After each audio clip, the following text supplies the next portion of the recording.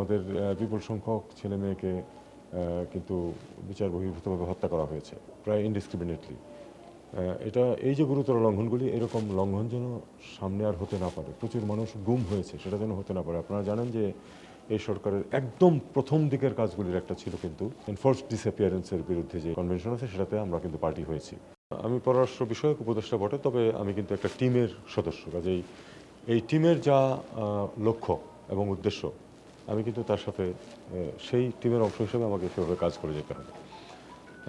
ধরুন, প্রথমত যে এই সরকার যে আসলো, এই সরকার আসার কারণ আপনারা খুব ভালো করেই জানেন যে একটা বিপ্লবের মাধ্যমে আসলে এই সরকার দায়িত্ব নিয়েছে।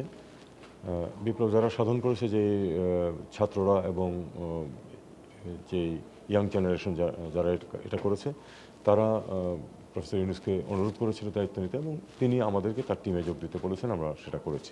কিন্তু আমাকে যে দায়িত্বটা দেওয়া হয়েছে, সেটা হলো যে আমাদের যে দৈনন্দিন যেই বৈদেশিক সম্পর্কে যে কাজগুলো আছে, সেগুলি আমাকে দেখতে হবে, এবং সেটা আমরা দেখছি। এছাড়াও কিছু বিষয় আছে, যেমন আন্তর্জাতিক অনেক সংগঠন সংস্থা আছে যারা আমাদের সাথে ওতপ্রোতভাবে জড়িত, এবং এই সরকারের যেসব লক্ষ্য নির্ধারিত হয়েছে তার সাথেও তাদের কিন্তু প্রচুর সম্পর্ক আছে। আপনারা হয়তো খেয়াল করে দেখবেন যে সরকারের যে উপদেষ্টা পরিষদ, তার মাঝেও কিন্তু মানবাধিকার নিয়ে কাজ করছেন এমন একাধিক ব্যক্তি কিন্তু রয়েছেন, এবং আন্তর্জাতিক যে সংগঠনগুলো আছে তারাও চায় যে মানবাধিকারের ক্ষেত্রে এই সরকারের যেমন লক্ষ্য মানবাধিকার নিয়ে কাজ করা, কারণ মানবাধিকার লঙ্ঘিত হয়েছে আমাদের বিপুল সংখ্যক ছেলে মেয়েকে কিন্তু বিচার বহির্ভূতভাবে হত্যা করা হয়েছে, এবং প্রায় ইনডিসক্রিমিনেটলি।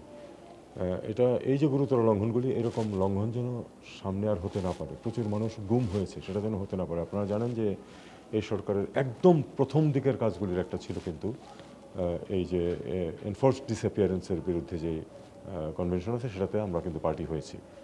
সরকারের 2 থেকে 3 সপ্তাহের মধ্যে কিন্তু এই কাজটা আমরা করেছি, এবং এটা পার্টি হয়ে সেই ইনস্ট্রুমেন্ট জমা দিয়ে দেওয়া হয়ে গেছে অলরেডি।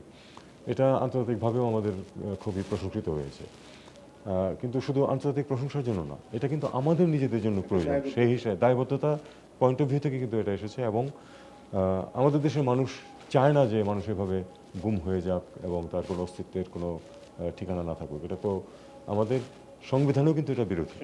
সেটা থাকা সত্ত্বেও সেটা পালিত হচ্ছিল না। এটা যাতে পালন করতে সরকার বাধ্য হয়, সেই জন্য সরকার মানে কিন্তু আজকে সরকার বলে বা কাল কথা, বাংলাদেশের সরকার যেন সেটা পালন করতে বাধ্য হয়, সেই জন্য আমরা এই কাজটা করেছি। তো আমরা এই লক্ষ্যগুলি পূরণে রুটিন কাজের পাশাপাশি আমাদের যা যা কিছু প্রয়োজন, সেগুলি আমরা চেষ্টা করে যাব।